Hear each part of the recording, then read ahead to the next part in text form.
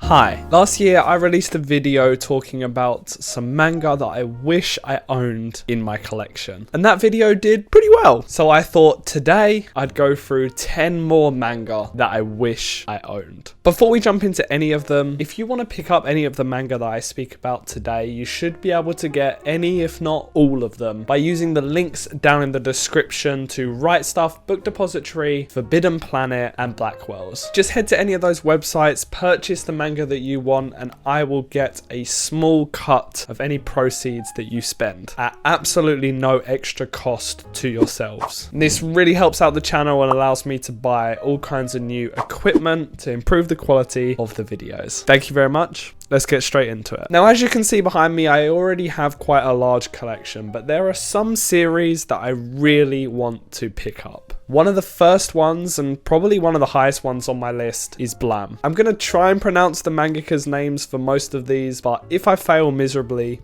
I'm super sorry. Blum is a manga by Tsutomu Nihei, and it's a cyberpunk slash sci-fi slash horror manga. It's a story that's very artistically focused, with a small amount of dialogue and a narrative that's mostly left up to interpretation. It follows Killy, our main character, who is a human that wields a really powerful weapon, and he's tasked with traveling through this labyrinthian type structure named the City, and along the way he fights all kinds of enemies, aliens, and finds some unlikely allies. There isn't really a cast of characters, which leaves the story sounding extremely lonely and fearful because the scale of Killy's task is almost insurmountable. From what I've heard and seen, the series looks like it has absolutely phenomenal art, a really depressing but also interesting atmosphere, and it sounds like it does world building really well. Not necessarily in the classic sense, but in terms of immersion.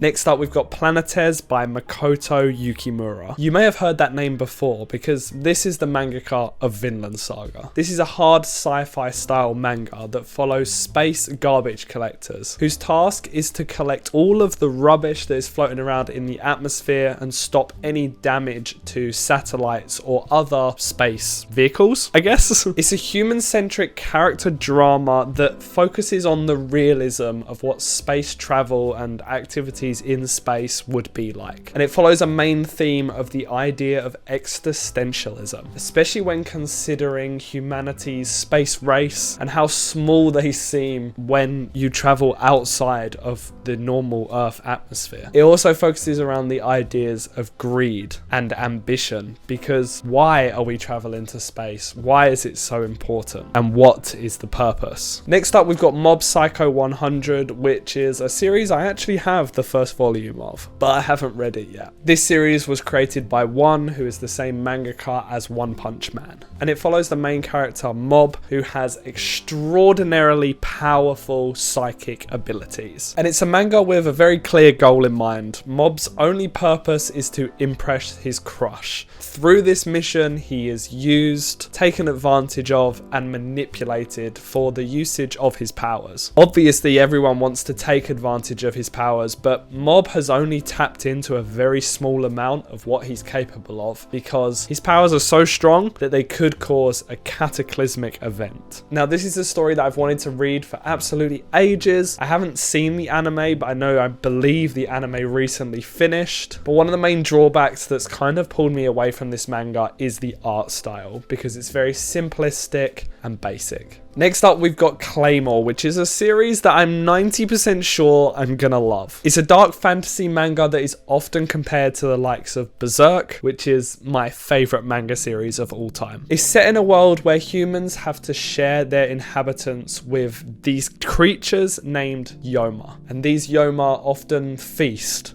on the humans. An organization is formed of half human and half Yoma women, and these are called the Claymores, and their task is to hunt the Yoma and to protect the human race. It follows our main character Claire on a revenge mission where she finds out more about the Claymore organization, what they are being used for, and the story itself focuses on the idea of the human condition. From what I've seen, it looks like it has absolutely insane artwork, and some of the creature design looks akin to Berserk, but I have heard that it isn't supported by the best plot, so that's why I haven't read the series yet. Next up, we've got Devilman by Go Nagai. This is a series that I've already watched the anime adaptation of, Devilman Crybaby, on Netflix, but I really want to read the actual manga because it's kind of a historic piece of manga's history, I guess. It's a classic manga that a lot of people recommend. It follows our main character Akira, who has been endowed with the powers of a devil in order to fight other devils and protect human society. Akira has always been a softie, a crybaby, if you will, but anyway, he agrees to help his friend Ryu in fighting these demons. This is quite a philosophical manga that has a lot of heavy themes, including the idea of good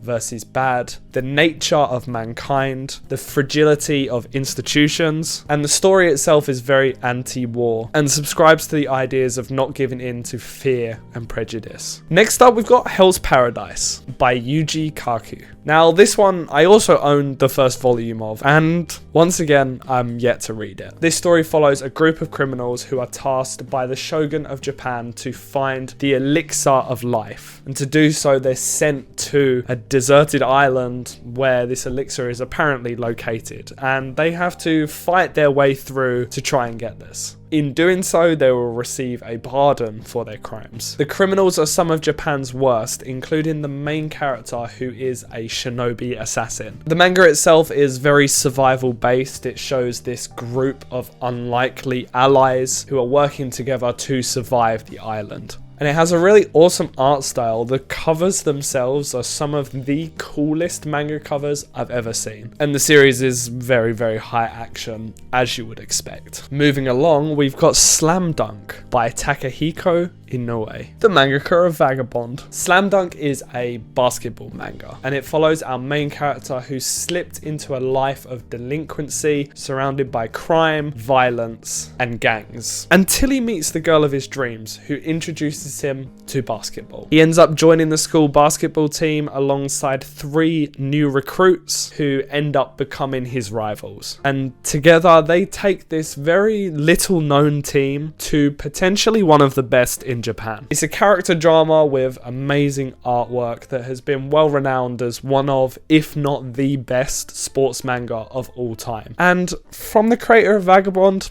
I couldn't really expect anything less. This year I really want to get into a few more sports manga, and I would just love to own this. Next up is a little bit of an interesting one. Berserk is my favourite series of all time, and Kentaro Miura, the creator of Berserk, also worked on a couple of other series, and I want to own all of them. So the one I've put here is called Japan, and it's by Buronson and Kentaro Miura. The narrative of the manga is as follows. During an earthquake, a group of people are stranded underground, and they end up meeting a mysterious woman who has a tale to tell, drawing depictions and similarities between modern day Japan and the ancient civilization of Carthage. Don't know if I pronounced that right. They are then thrust forward into a post-apocalyptic future, and it is the main cast's job to return Japan to the prosperity it once had. Now, from what I've heard, the manga itself is not great, but it's illustrated by Kentaro Miura, so it's probably got some of the best artwork in the business, and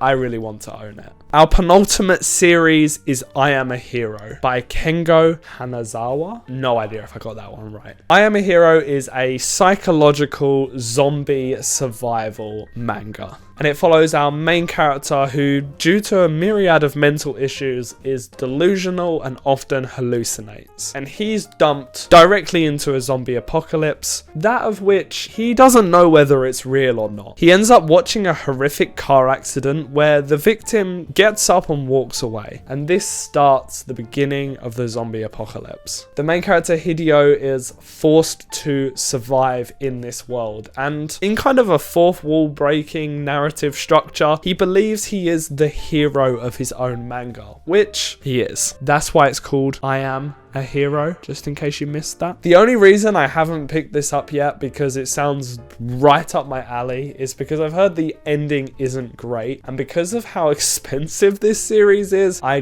don't want to commit to it just yet. But hopefully, maybe at some point this year, I'll pick it up. And finally on the list, we have Lone Wolf and Cub by Kazuo Koike. Lone Wolf and Cub chronicles the life of Ogami Ito, who is the shogun's executioner. After he's disgraced by some false accusations, he is forced to take the role of an assassin as opposed to his previous relished role. He is the lone wolf, and alongside his son, the cub, they are setting out on a story of revenge against the people that have framed him and sent him down this path. This is a classic samurai / feudal Japan story, which, in case you haven't noticed, is one of my favorite genres. And from what I've heard, it's a wonderful story with amazing character progression, and it's very realistic in its portrayal of events and characters. This is another out of print manga by Dark Horse, the same as a couple on this list, so it's really hard to get a hold of, but damn do I want to read it because I've heard nothing